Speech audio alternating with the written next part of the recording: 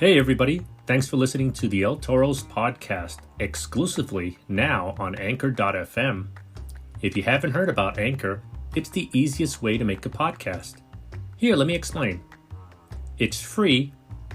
There's creation tools that allow you to record and edit your podcast right from your phone or computer. Anchor will distribute your podcast for you so it can be heard on things like Spotify, Apple Podcasts, and many more. You can also make money from your podcast, which is always a plus, with no minimum listenership. And it's everything you need to make a podcast right at your fingertips and in one place. I can't believe it took me this long to switch over to Anchor.fm, but I couldn't be happier now. So, get yourself started and download the free Anchor app now, or go to Anchor.fm to get started.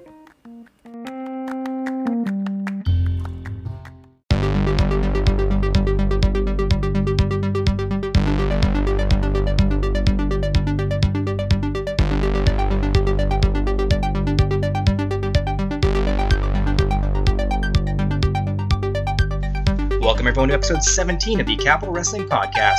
I'm your host, Sean O'Brien. You can catch here every Wednesday afternoon at soundcloud.com/LTorsPodcast. Follow us on Twitter at Capital Wrestling without the G. You can follow me on Twitter at Sean Neutron. Go to brownpaperticket.com and purchase tickets for the July 29th show live from Hoboken, New Jersey. The first show that Capital's having outside of the Cathedral Hall in Jersey City. This one's going to be from the Hopes Community Center. Also catch us Saturdays at 6:05 via gfqlive.tv. Replays, if you missed the Saturday show, you can catch replays on Monday at pivotshare.com and irwnetwork.com. Right now, we have a seminar with Brutal Bob Evans from 3 to 5 p.m. that day for $30. For all those inquiries, contact capitalwrestling@gmail.com. And, we have a lot on our plate heading into that show, July 29th. A lot of new debuts and returning faces, so it's going to be action-packed and lots of fun. Right now, today, we're going to get to talk to two guests. And the first hails from Largo, Florida. You might know him from MCW, Jakara, AML, WrestlePro. He is none other than Joe Keys. What's up, Joe? Thank you for having me, Sean. How are you? Oh, I'm doing great, man. What you been up to? Just got off work right now. I got back from AML actually yesterday, so I'm running on 4 hours sleep. So I'm very strung out at the moment, but so is life. Exactly. That was what the confrontation show? Yes, it was. It was half AML, half Impact Wrestling, names such as Abyss, EC3, Suicide, Caleb Connolly. There's a handful of others I can't think of. Dixon Line, that's the biggest name, obviously. Oh, obviously, yeah. That's you saved the best for last. Clearly. What was the atmosphere there like? The atmosphere, it was definitely seemed like a new crowd. We have every show will have their base crowd, the recurring fans. But it seemed like there was way more yesterday than per usual at AML, and that definitely probably had something to do with the Impact draw, but it was a bigger, more lively atmosphere than usual. Something I like to see more at AML, to be honest. Yeah, diversity is the biggest thing, and obviously we've seen that Capital offers that, and we'll talk about the Capital Wrestling situation in a little bit. But it's good to see that you are diversifying your portfolio by going to all these other companies and picking up tricks of the trade everywhere you go. Absolutely. I always like to go from the beginning. And where was the original itch for you for wrestling? What got your interest into it? Me, I first started watching TNA wrestling. Most people start with WWE, but I start with TNA. Mm-hmm. And the guy that caught my eye was Kurt when he first came over. And, of course, I knew, well, damn, this guy's a gold medalist. He's kicking the crap out of people. And then week in, week out, he was just dominating people. And I would just be drawn to that. But then I knew more. Wait a second, this isn't that WWE thing. What's WWE? So I checked out WWE and got hooked onto that on top of TNA. Mm-hmm. So back in the day, there was a point where I could watch Raw on Monday, the ECW Superstars thing on Tuesday. There's nothing on Wednesday, then TNA on Thursday, and then SmackDown on Friday. So I had my whole plate loaded throughout the week, and I just got caught on more and more. And then I found about Ring of Honor. Just became more enticed as I grew up. Yeah, wrestling back in the day, you thought there was a lot on your plate then, and these days it seems like it's every day of the week, and then obviously the independent wrestling, is any given night. So, I remember you talk about Kurt Angle and his debut at TNA when that announcement came and everyone realized he was showing up there. It caught a lot of people off guard. It was a lot of fun times back in the day. Yeah, I remember the first match I ever watched was actually, I think it was LAX and Motor City Machine Guns. And I was just watching them fly around the ring, and I was like, Jesus, what are these guys doing? This isn't like the WWE stuff I'd like pass by with just some giant guy beating the crap out of somebody. It's these small guys like taking off. And then I watched the rest of it, and Hurt came out, and that was the hook for me. That's what brought me back week after week, was looking for Kurt. Yeah, you had obviously Kurt Angle. We also had the X division. The tag team division was in just the prime back then, and these days the atmosphere is a little bit different, but still lots of competition. Just not as many of the name brand stars as there used to be. Right. Looking with the build of Ring of Honor as of late, kind of stepped into that void that TNA or now Impact kind of left. Yeah, Ring of Honor is really showing a lot of promise, and we've seen in the last few years a lot of guys get called up from there, and just guys just continue to stay there and just have an impact themselves. No pun intended. Absolutely. So hopefully all these promotions can stay healthy and give opportunities to plenty of independent wrestlers out there. It kind of bothers me when I hear people say, like, I wish Impact would just die or something. That's a job opportunity to many of us. No, that is, you're right, and it's something, yeah. That's the thing, is people are so pigeonholed into what they're interested in when they say I'm a wrestling fan, but then they turn out that they're just WWE fans, or just one company doesn't mean you're a wrestling fan. That just means you're a WWE fan or whatever it is. Yeah. I mean, the more opportunities, the better. And I mean, if you don't like one thing, go and watch something else, and go watch what you enjoy. Absolutely. Talk about your start in where you go from that interest of just watching wrestling to actually training and getting in the ring. What was that transition, that process like? I was 21 in college at Towson University. I have a cell molecular biology degree, but around where I lived, there was MCW, and I went to like one MCW show before, and I thought, oh, this is nice and great, but I was not completely hooked by it, but I'm like, okay, this is different. I liked it. It's definitely something I could see myself doing. But the other schools in the area at the time were pretty bad. I'm not going to sugarcoat it. They were pretty terrible. Yeah. But MCW opened up a school, and it's close by, and I had a lot of thinking to do, because I'm like, is this something I want to do? But then I would find myself restless at night thinking, if I don't do this now, I'm never going to do it. I don't want to be like 29, 30 years old or even older and just live with regret for not even attempting it. Yeah. So went to the school. They had a practice session going on, and I remember they had Leo Rush there, like before he was Leo. They had Dixon there before he really got established, and I was thinking to myself, like, this is something I could do. I wasn't out of shape by any means, but it was just after that, and finding myself just thinking about it day in, day out, like, I have to do this. If I don't do this, I'm going to kill myself over it. So I signed up as soon as I could, and my first day of training was June 3rd, 2014. Mm-hmm. So now it's been... I just came up on my 3-year wrestleversary, so to say. Yeah, just congratulations to that, and the fact that it happened to fall on Capital Wrestling's show. That's even better than your debut there. Absolutely. It sounds like with that class you mentioned, Leo Rush, Ken Dixon, and others. I mean, that's a lot of competition there. And tell me about how did that elevate your your hunger and your desire to be the best you can be? When I first started,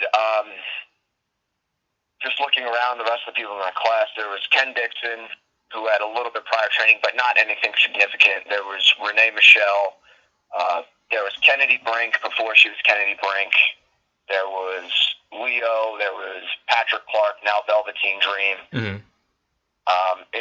And then there was me and 2 others who hadn't had prior training.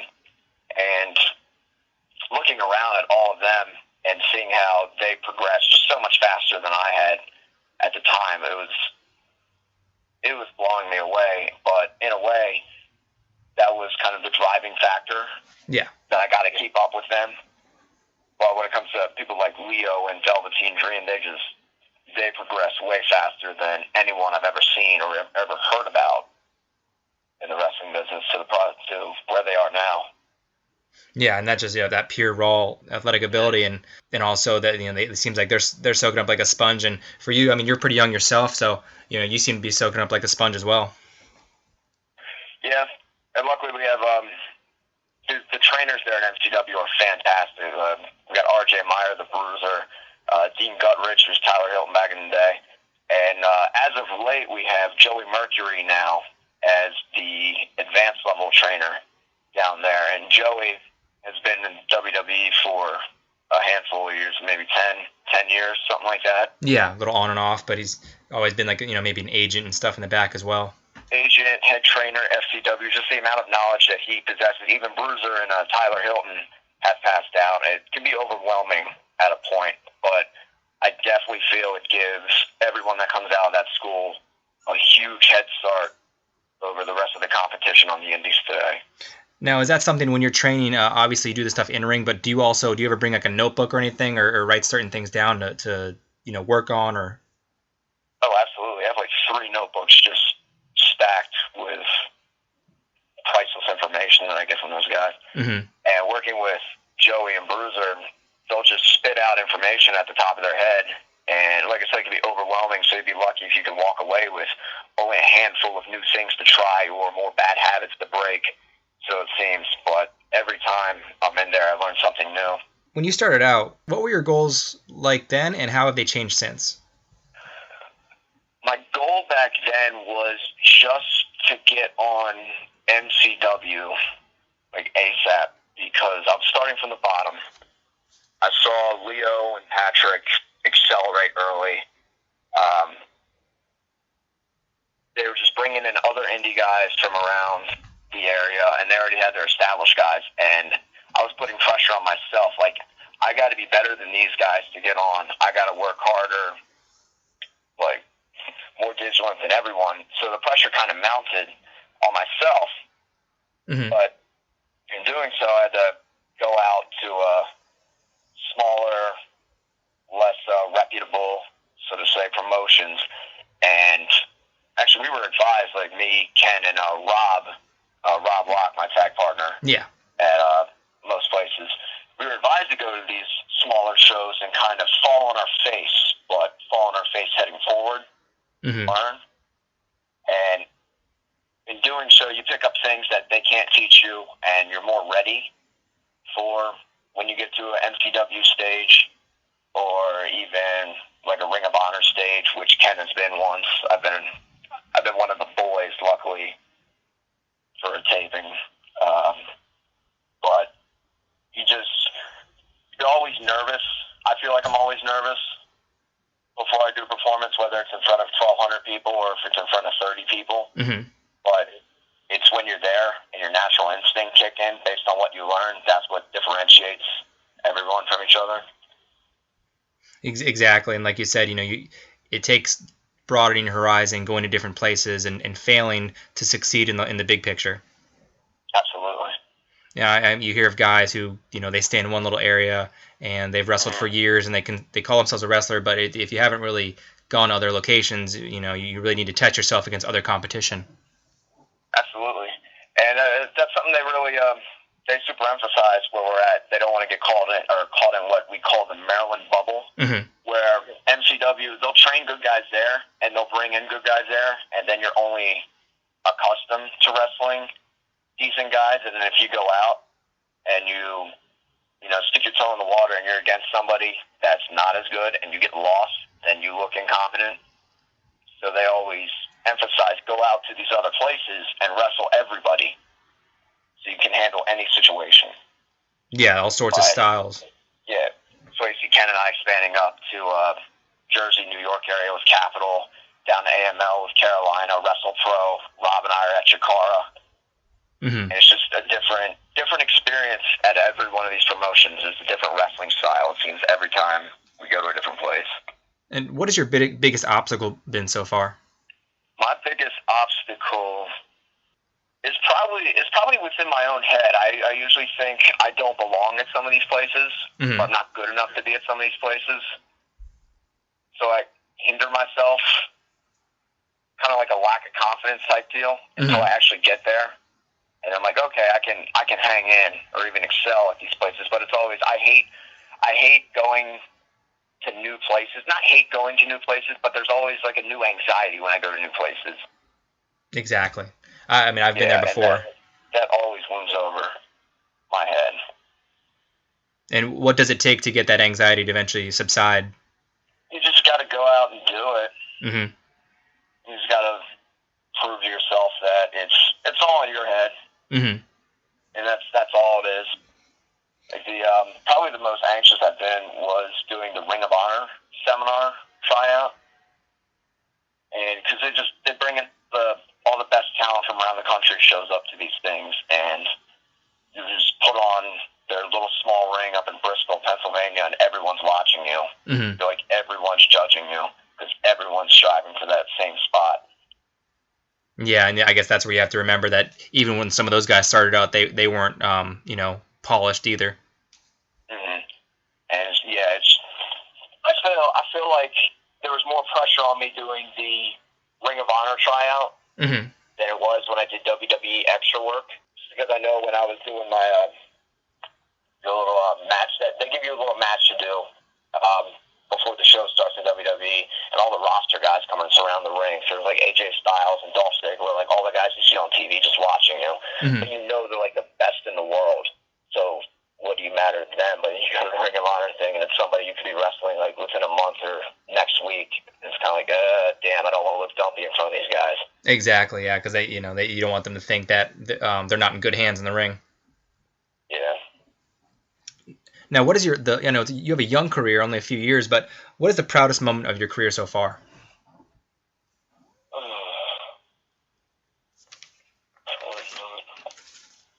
Probably last year I got to the finals of the MCW Shamrock Cup tournament.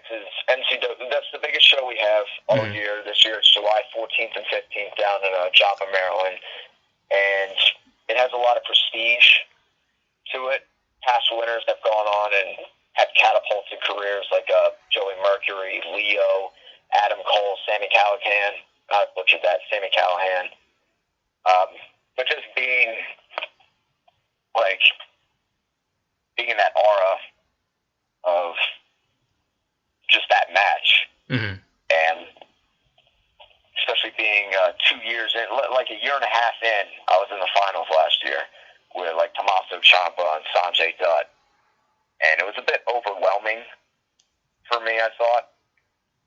And luckily I've been blessed to be in the qualifying matches again this year. So we'll see how that goes. Yeah, like you said, that's coming up on us in just a few weeks. Mm-hmm. And then that's going to be before the next Capital show. But the other thing I have before we touch on Capital itself is, what's the greatest piece of advice you've received in your career? It's a marathon, not a sprint. Mm-hmm. Again, for me, it's starting out with Patrick and Leo, just seeing those guys accelerate so quickly to top spots. It's super frustrating for me.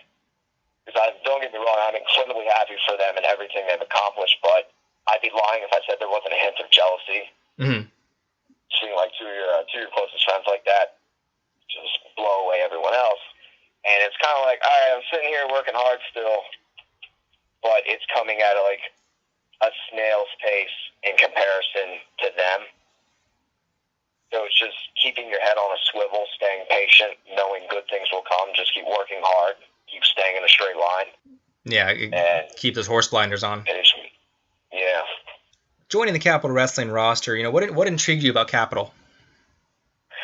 The intriguing thing about Capital was just the blend of the roster. It's a lot of New York and New Jersey-based guys, and then a lot of Virginia-based guys, oddly enough. And it's just, like I said earlier, you got to go to different places to experience different styles of wrestling. But at Capital, they blend kind of like the New York, New England style mm-hmm. with Mid-Atlantic classic Maryland, Virginia, Carolina style, and it's really, really interesting to see how these people work together. The biggest thing I've noticed too is the presentation of it compared to a lot of other indie companies is nothing like nothing else. Oh yeah, especially the cathedrals. That's the one thing I always hear people talk about. Capitol. It's like, where are you guys wrestling out of? That place is phenomenal. Like, I was blown away. The best part about it is the echo. Make it sound like hundreds of people are in there just because how loud it is. Exactly, and the ring sounds that much louder. I love it. The first one, it was about 50 degrees outside and 30 degrees inside. If we can do away with that, that'd be fantastic. So were you at the first show, just not on the card? I was at the first show. I drove up with Ken, Logan, Bobby Shields. Oh, I must have missed you then. A bunch of Virginia guys. Yeah, I came out with them. Oh, okay. Yeah, you must have been hiding somewhere. I didn't get a chance to see that one. Yeah, I was probably huddling for warmth in a corner somewhere. Yeah, by a trash can with a fire. Oh yeah, pretty much.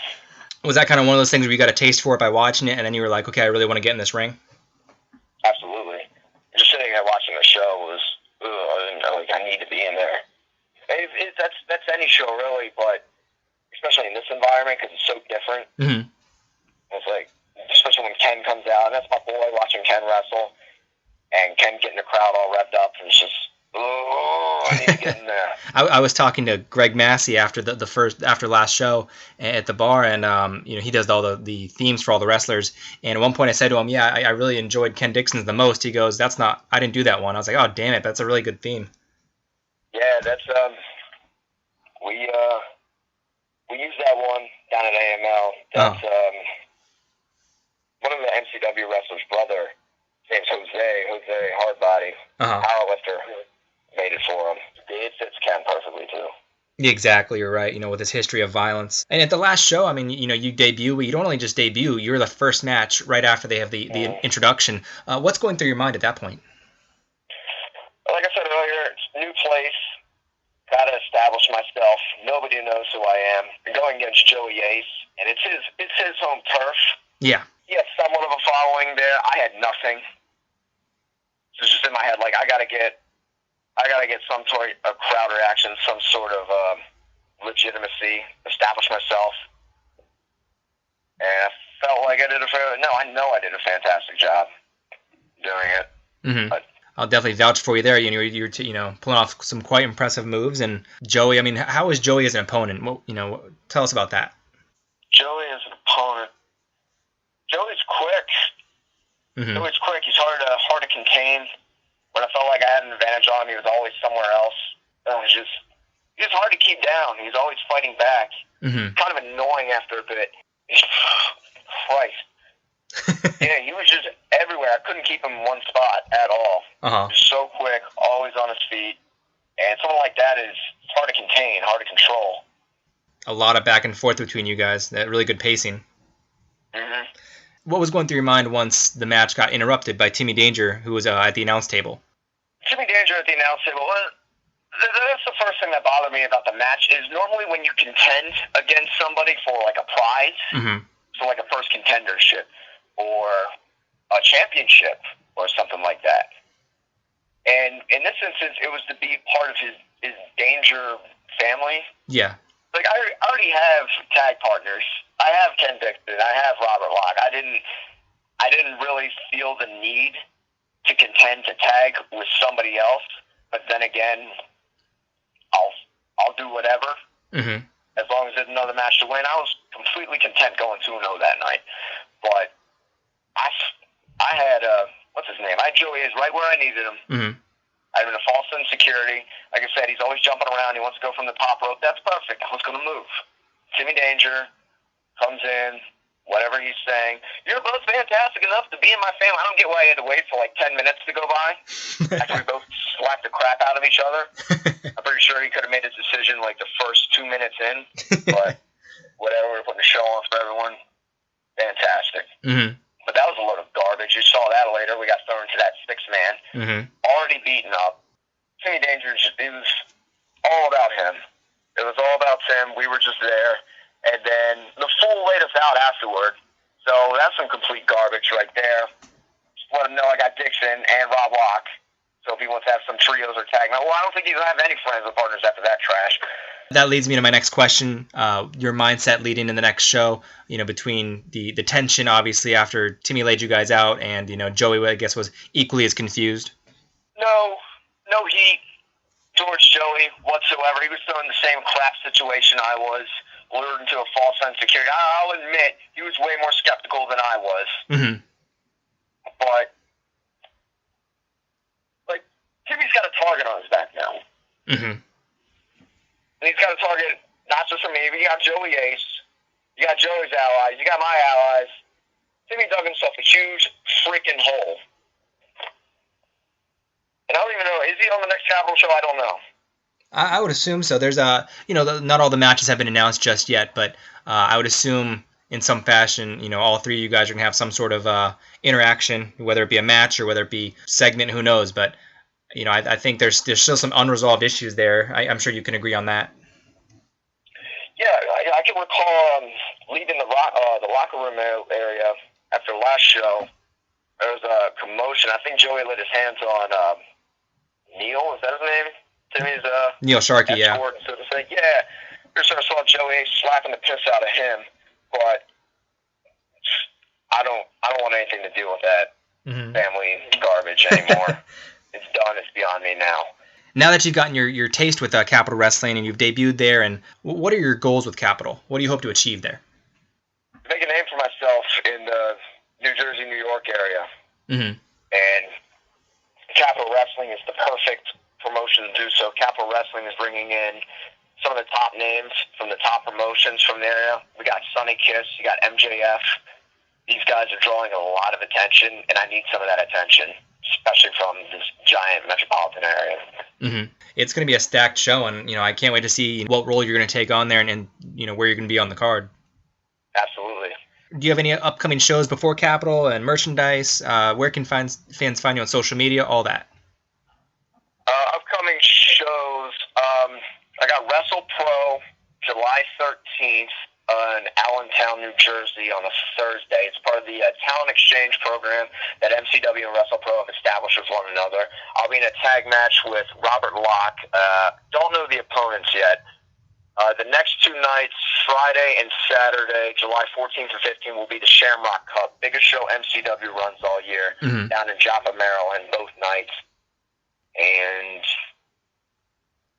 yeah, the day after Capital Wrestling on the 30th, we'll be down in Winston-Salem, North Carolina, again for AML. Awesome. And do you have T-shirts for sale online or any merchandise?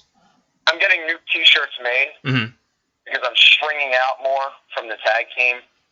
Me, Ken, and Rob are using the tag team sparingly whenever people request it, but it just hit that time where it's run its course. We're Dixon line, and Ken's not even there half the time, so there's no purpose, so to say. But if people request it, if that's what a promoter wants, we'll give it to them. So, new Joe Key shirts coming out soon. Hopefully it'll be at the next Capital Wrestling show for sale. Excellent. And where can fans find you on social media? Twitter at Cup of Joe Keys. Simple enough. I can't even remember my Instagram. I think it's joe.keys. Simple enough. And on Facebook, just Joe Keys. Excellent, man. Well, we want to thank you for coming on the show, taking time out of your day. We wish you luck, and at the next show coming up, that's going to be the Hope's Community Center in Hoboken, New Jersey, a brand new venue for the third Capital show, and a very stacked show. Go to brownpaperticket.com. Once again, Joe, thanks for coming on tonight. Thank you for having me. And now we're going to take a quick break, but after the break, we're going to talk to the leader of the National Wrestling Alliance, the NRA, the Pain Train, Preston Quinn.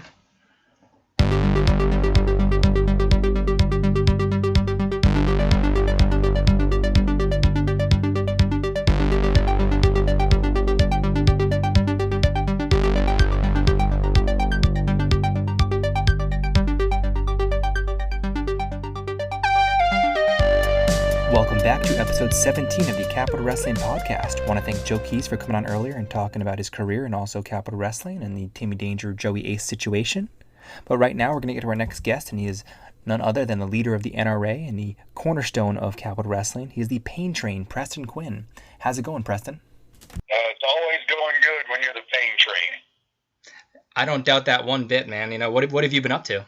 Running up and down the East Coast, just getting the job done. I mean, that's, when you're the NRA, you're the pain train Preston Quinn, you're a consummate professional. You go to each town, you whip somebody's ass, and you get paid. Mm-hmm. Yeah, I mean, that sounds like a pretty easy payday for you. Yeah, it's there's a lot of people out there that they want to live this type of lifestyle. They don't see the grind. They don't see the things that we go through. They see the nice cars. They see the pretty women on the arm, and they see the fame that you get in the ring. Mm-hmm. Then there's some guys that are so disgruntled with this business right now, myself included. Sometimes that's not enough. Sometimes the good life isn't enough. And sometimes you have to decide when you're going to stand for something. And I think here soon you're going to see some big changes and some violent episodes coming from the NRA when it comes to modern professional wrestling. As mentioned, with the card shakeup and everything, looks like you have a matchup that was announced yesterday with DJ Hyde, which we'll talk about in a little bit. You are 2-0 in competition with Capital Wrestling. What are your thoughts in general about the roster and how you feel about the level of competition at Capital Wrestling after 2 shows? There's no downplaying. The competition's very good at Capital Wrestling. Mm-hmm. Capital Wrestling is a top-notch organization. I was able to defeat ROH star LSG, Logan, Laroux in a 3-way in the inaugural main event. Capital Wrestling, that was an honor. Then I was able to go out and defeat Mike Law at the second show in the main event of Capital Wrestling. So you see, there's a little pattern here going on. If you're a betting man, you'd say, well, there's a 2-0 Preston Quinn, and both times he was main event. So apparently Preston Quinn must be one of the flagships there at Capital Wrestling up in New Jersey. Yeah, in that first matchup you had with Logan and LSG, and then you had the matchup with Mike Law. What were obviously, one was a 3-way dance, one was a singles match. What was the biggest difference aside from that in terms of styles and how to, match up with your competitors? Well, LSG is obviously,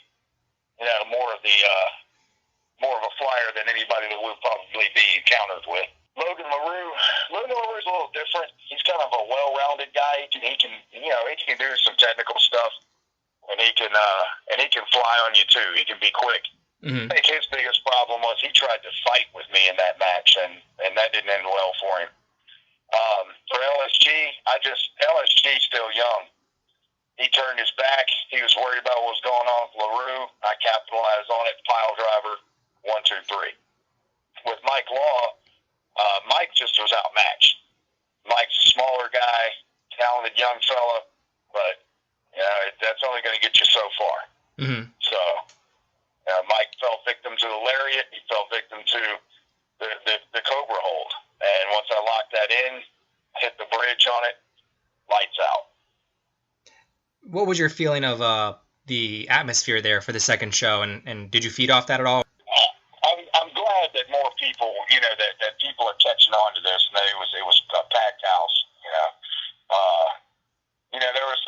There were some instances there. The reasoning behind why people had left the show. The show was long, mm-hmm. and that's something that I think that the Capital Wrestling brass will fix.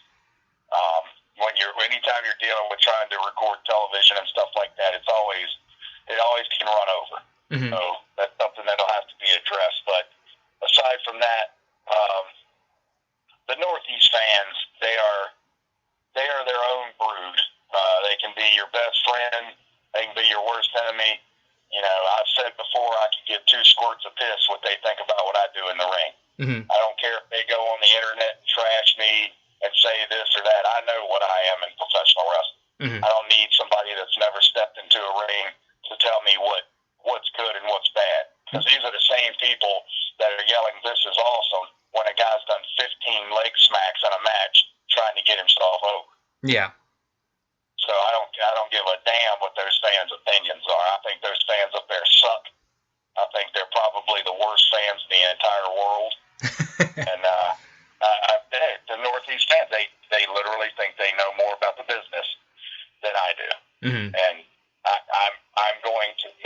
my point, to destroy everybody that they look up to. Mm-hmm. You'd probably agree with Randy Orton with some of the things he said. Not that he was bashing independent wrestling by any means, but he was the style and how guys can maybe protect their bodies a little bit more these days. Absolutely, I agreed with it. I agreed with everything he said. I agreed with what Rip Rogers said. And people can go look that up. But, yeah, I think that Randy Orton was dead on. And I think that anybody that was bashing Randy Orton, look at your bank account and look at his. Mm-hmm. Who's made more money. If you've made more money than Randy Orton, then by all means, go bash what he had to say.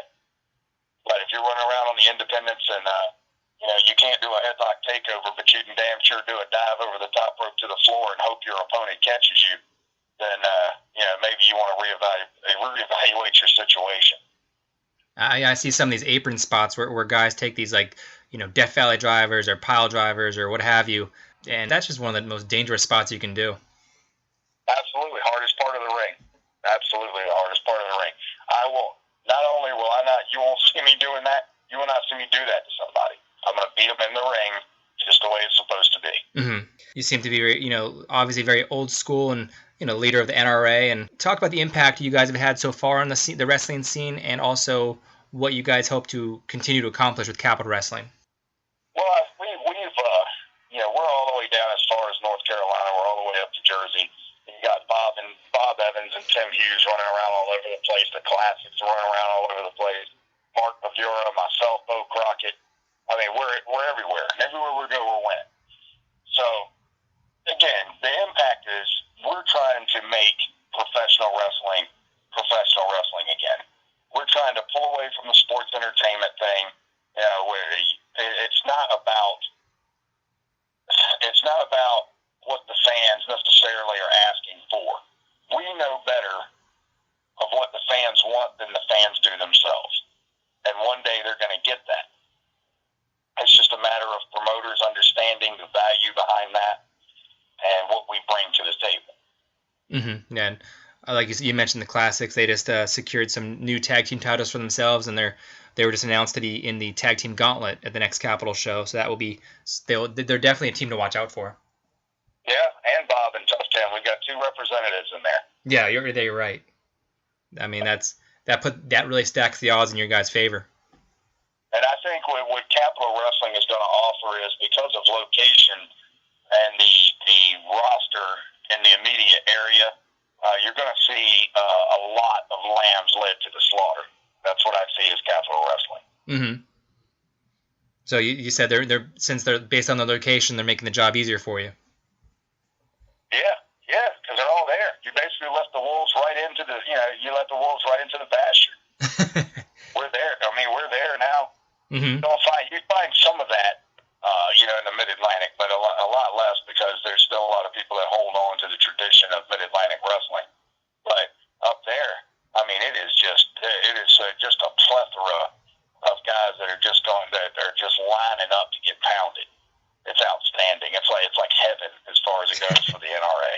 Well, it makes sense that you say wolves, because you guys are definitely a pack of sorts. We are, and the difference between what we're doing and what you've seen in wrestling before with other factions and current factions, without saying any names, we're not out there trying to get fans to cheer for us and still be, quote, bad guys. We are out there to do a job and to bring wrestling back where we expect it to be. You got all these company or all these groups that want to do these cool little sayings and these cool little hand symbols and all that stuff, so they can get the fans to do it, so they can sell some shirts. That's all. That's great. Mm-hmm. That does nothing for professional wrestling. We are legitimately hated, and we don't care. We don't want you cheering for us. We don't need you buying merchandise. None of that. We are here for a specific reason, to fix professional wrestling. Now, we've touched on, Bob Evans, and him and Tim will be there at the next show. But Bob is actually going to be there for a seminar that afternoon from 3 to 5 o'clock at the Hopes Community Center in Hoboken. What are your thoughts on him giving that seminar, and what do you think guys can learn from that? Bob Evans is one of the best seminar teachers that you will ever learn under, ever. And I don't say that because he's NRA. I say that because it is the absolute truth.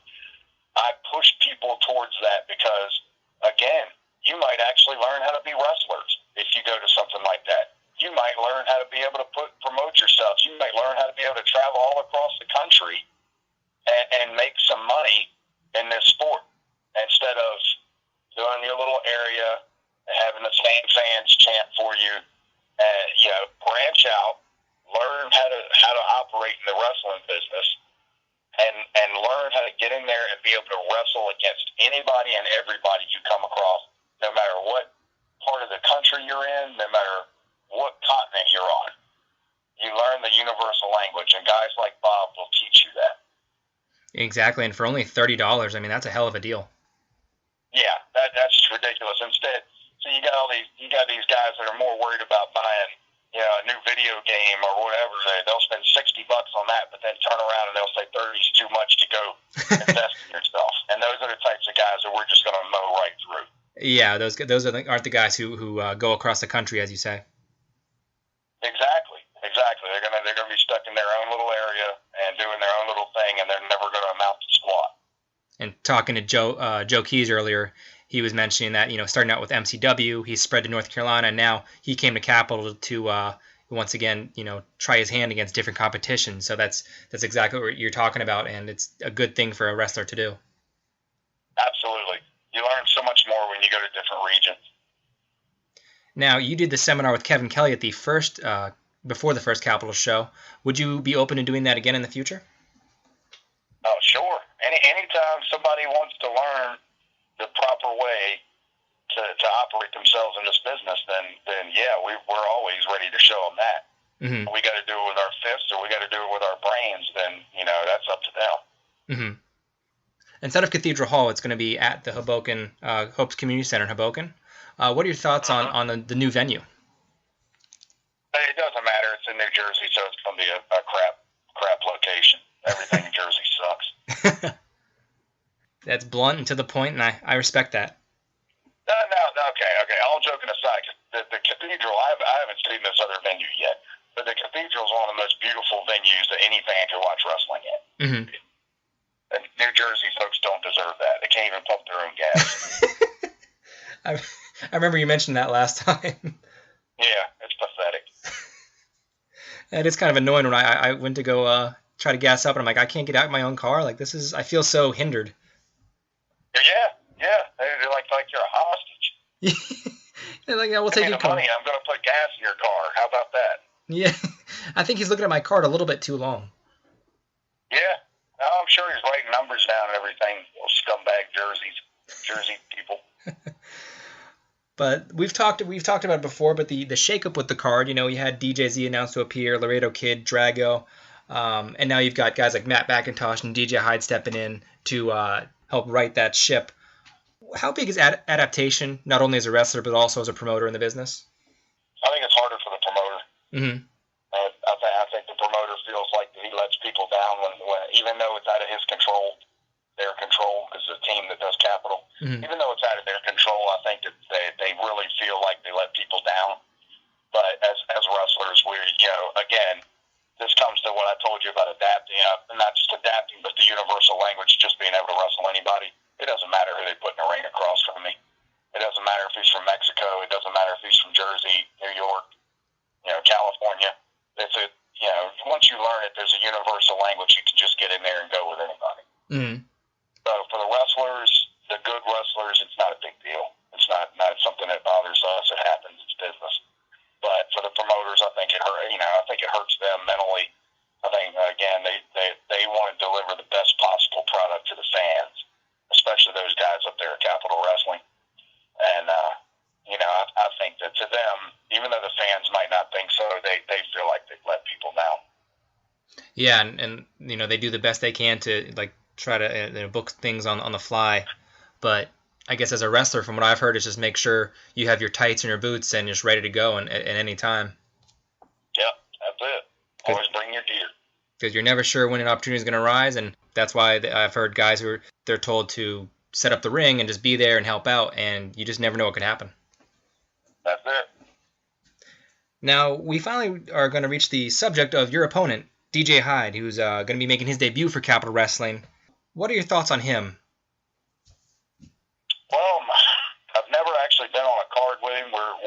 opposites in wrestling.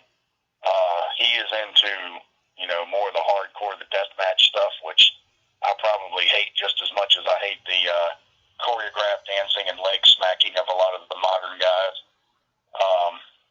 But the guy's obviously tough. Just watching, studying video on him, which, yes, I do. Studying video on him, I've seen him take stuff that a normal guy is not going to get up from, and he's taking it, and he's not even hardly falling down from. Mm-hmm. So he looks like a big boy. I'm pushing 275. I'm looking at him. He's definitely a legitimate heavyweight. But we'll see what he's got, because this isn't a death match. He's not going to be able to hit me with light bulbs and put me through tables and do all that stuff. So he's going to have to go out there and actually wrestle, which I think that's going to put him at a disadvantage against me. Mm-hmm. No, I think that it's being billed as a hoss fight, so we're definitely going to see two big guys like you and him get in there and go at it. Yeah, I don't mind dropping strikes and putting 275 down on a guy, but like I said, he's not going to be slamming chairs over my back or doing anything like that. That don't happen to Preston Quinn. I'm a professional wrestler, and I get in there, and that's how I make my money. Mm-hmm. So you're going to see him go in there, and if he tries to out wrestle me, he's going to be in for a rude awakening. Exactly. You're very technically sound, and but I heard there's rumors of maybe different personas in your future. Yeah, this is a decision that I made concerning this standing against this tidal wave of sports entertainment that's going through the business, and I felt like that it shouldn't be a singular face in the war against it. I feel like I needed to pay tribute to guys that I admired coming up, and I wanted to do something that was noticeably different. I noticed that, when you wrestle for good companies, when you wrestle for bad companies, it's easy to stand out on one of their posters because you look like a wrestler and half the guys don't. Mm-hmm. But when you're wrestling for good companies, Capital Wrestling, there's companies at AML down in North Carolina, and Fusion and Virginia and stuff like that. When you're wrestling for those companies, when you're on that poster, everybody on that poster looks like a wrestler. C.W. Anderson, Bob Evans, Mark Rivera, all these guys look like wrestlers. So you don't stick out as much. And I needed to do something where I said, something's got to set me apart because I need people to see what we're doing. I need people to see me on a poster and say, hey, that's that guy that's leading the charge for professional wrestling to come back. So I decided that I was going to pay tribute to three wrestlers that I grew up admiring: the Grappler, the Spoiler, and the Masked Superstar. I will have three masks custom made with my colors that will represent those three guys. Mm-hmm. Everybody's going to know it's Preston Quinn. I'm not trying to hide that. But depending on which mask I decide to put on before I go out is the strategy I'm going to use in the ring, which is going to throw my opponent off. I mean, that's definitely something very interesting to see because, we've seen you as the Pain Train Preston Quinn in the ring with a very straightforward, smash mouth style. So I'm very curious to see what kind of style those three masks bring into it. Yeah, well, if people study those three wrestlers, which if they follow my Preston Quinn fan page on Facebook, I've started posting matches and interviews with those three wrestlers. And once people see that, they'll start to get a grasp on what they're going to be expecting from Preston Quinn wherever he goes when he's donning the mask. Mm-hmm. Now, we touched on your match earlier with Mike Law at the last show, but also making a debut at the last show, where there's actually two guys in the same match. It was your wrestling son, Beau Crockett, and also Anthony Gangone. What were your thoughts on that match, and what did you tell Beau afterwards? Beau didn't put him away when he could have, and that's what I told him. I said, you let him hang around. It's just like if anybody's a big fan of football, you never let a team hang around. We're all professionals for a reason. We all made it there for a reason because we're good. And if you leave that door open too long, they're going to kick their way through it. And when he had the chance to put the guy away, he didn't put him away.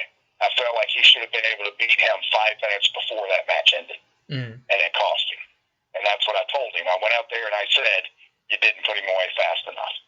So Beau's still learning. Beau's only, he hasn't been in the business a quarter of the amount of time that I have. But he's studying under the right people.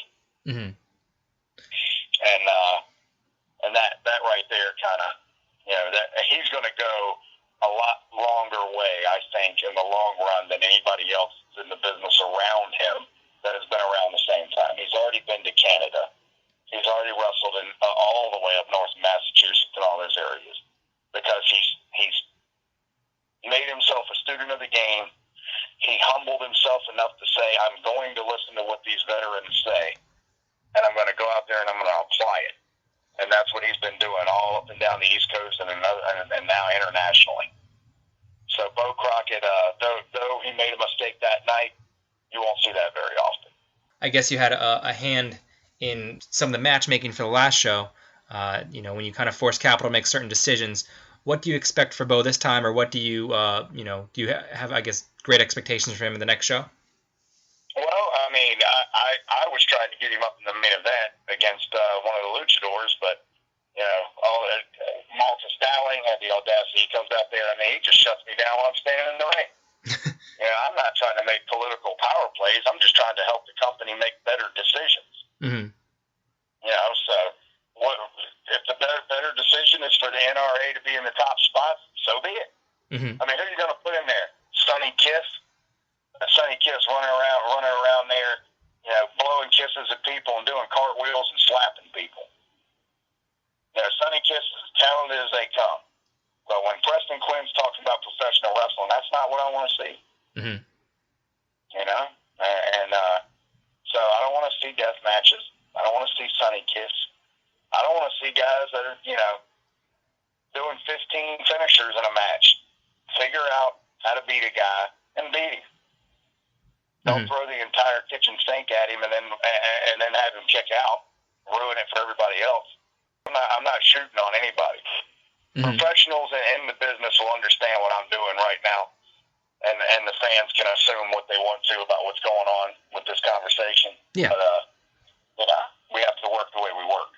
I think it's one of those things I have to listen to the entire podcast, listen to the context of it, and not take one little line out of context.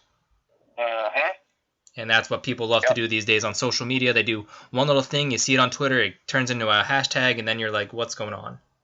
Absolutely. So I expect at some point or another CNN to report on this. Hey, if my podcast gets CNN's attention, that means I'm doing something right. Yeah. Oh, boy. Now, we're going to have quite a main event on our hands at the next show. It's going to be MJF versus Anthony Gangone.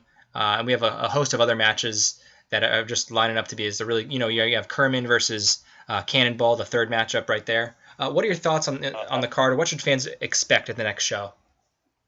You brought up the Kerman Cannonball thing. I think that's pretty interesting because the styles are so different. It's weird because Cannonball's done a lot of the extreme stuff. He is a big guy. And then Kerman has gotten himself, with his MMA stuff, he's gotten down in weight. But he's just he can beat you out of anywhere. And that's not something that I'm saying lightly. John Kerman is legitimate. And, this is a man that fights in cages. So, John Kerman can beat Cannonball even with the huge weight difference. Now, obviously, if he puts himself in a precarious position and Cannonball can get on him, it's lights out. But you're looking right now, this is the third match, and they're 1-1 right now. And I think, really, fans need to see that. This is basically like the best 2 out of 3. You don't see a lot of this in wrestling anymore. Wrestling promoters are never patient enough to let guys do something like this. And these 2 guys are really going to go at it for this third match. I think this third one's going to be the best one of the 3 so far. You're very right about the patience, whether it's WWE, certain feuds, or an independent scene, which is even more rare, having guys continually face each other.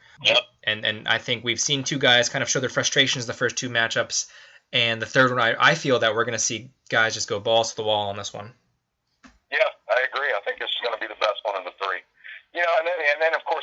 downplay the tag team gauntlet. I mean, you're going to have 5 teams that have been brought over from all around the United States that are going to be going at it and trying to become the number 1 contenders to the tag titles. How important it is to them. You know, that's a big match there. And like I said, we got 2 NRA teams in there too.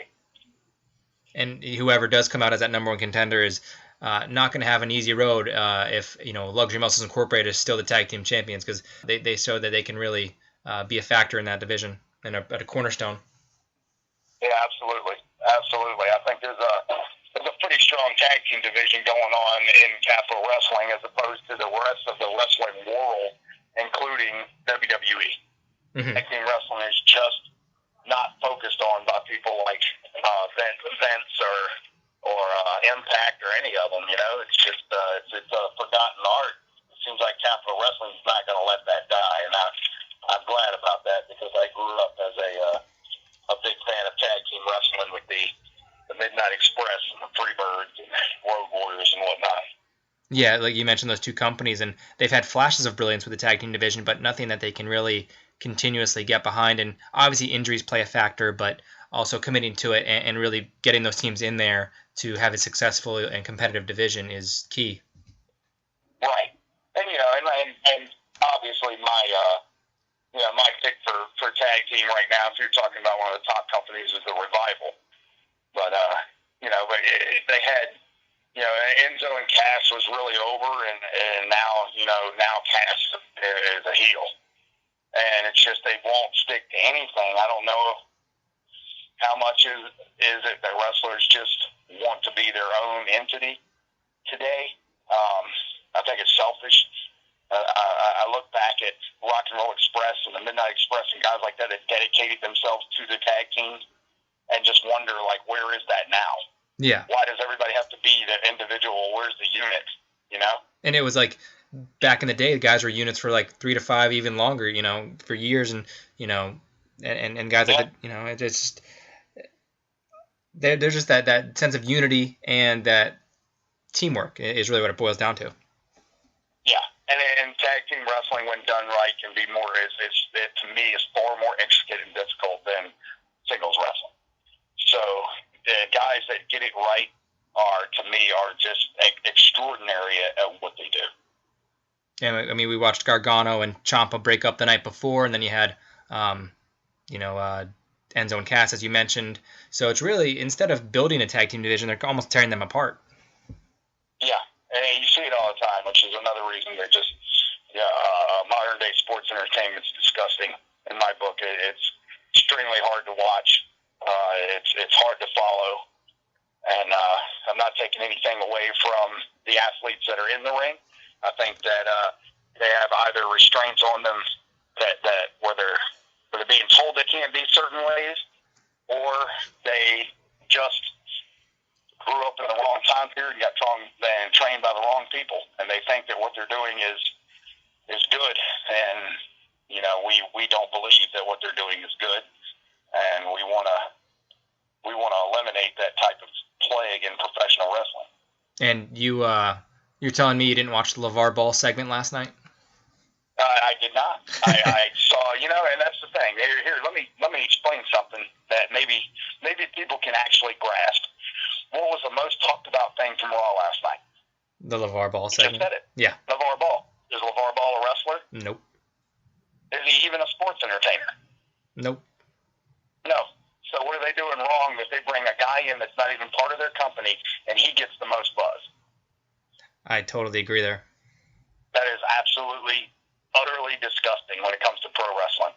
That you have to bring in a hack that has made his name out of claiming falsities of his career in basketball, that has done nothing but go on TV and make a complete embarrassment of himself and hurting his son in the process, in my opinion. Yes, he's gotten negative press. He's gotten plenty of press.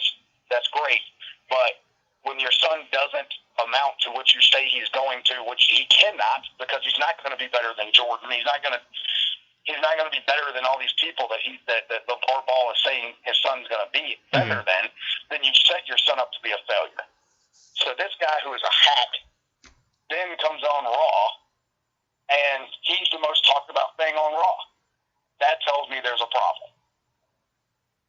And the fact that they give a microphone to a 16-year-old who they should never, a live microphone, and they got what they, obviously there's some controversy there, and WWE has only themselves to blame for it. I don't even know what the kid said. You don't want to. So I don't know what he said, but just the fact that they put a mic on a 16-year-old kid who has no prior history in professional wrestling or any of that, no, you're just asking for a PC nightmare. Yeah, exactly, and that's what happened, and they're going to have to try to spin that whatever way they're going to do it, but, they need to get back to the basics, and that's what you guys are doing in Capital Wrestling. And before we get out of here, what are your parting words for DJ Hyde? Again, you're coming into my house. Mm-hmm. You're coming into a squared circle with no weapons. You can be disqualified. It's all the traditional rules of wrestling. He's not going to be able to come in with glass taped to his hands, barbed wire around the ropes, all that. That's all well and good. I'm glad you're a tough guy. I'm glad you can do all that. But now it's going to be pro wrestling, and we all know when it comes to pro wrestling, Preston Quinn is a master of excellence. I get in the ring. I execute everything exactly how it's supposed to be with such force that there's just not a lot of guys that can go in there and that can beat me in a wrestling match. Mm-hmm. Period. I've proven that my 2 times up there at Capitol. I've proven it in the Mid-Atlantic over the last 2 decades. Everything I bring with intensity and I bring with thunder. But the execution of everything that I do will always be on point. Just like, and it's not my favorite football team, the New England Patriots. How do they win? Execution, game plan, and fundamentals. That's exactly what I do in professional wrestling. Now, before we get out of here as well, do you have any upcoming shows that you'd like to plug or merchandise? I'm wrestling the franchise Shane Douglas this Saturday in Shenandoah Valley Pro Wrestling in Weir's Cave, Virginia. So I'll be able to put it into Shane Douglas's farewell tour early. He's retiring after this year, but he'll be retiring after this week when I'm done. Mm-hmm. I'll be heading to Delaware for 302 Wrestling up in Delaware the following week. And you? So, I'm be all over the place. Pretty much wrestling every week up into December right now. So. Oh, wow. I don't have my calendar in front of me, but we're all over the place all the way up until the holiday break.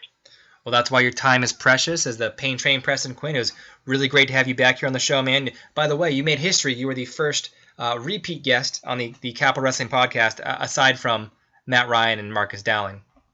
Yeah, again, just another victory right there. That tells me what I'm doing is going a long way for folks, so I appreciate that. Yeah, we'd love to have you on here once again in the future. And just a reminder, folks, you can catch us every Wednesday afternoon at 12 o'clock at soundcloud.com/LTorsPodcast.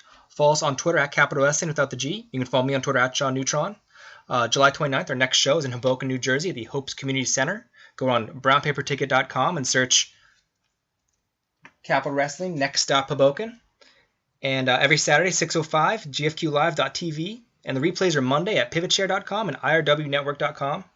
And any business inquiries, such as the seminar with Bob Evans from 3 to 5 o'clock that day, contact capitalwrestling@gmail.com.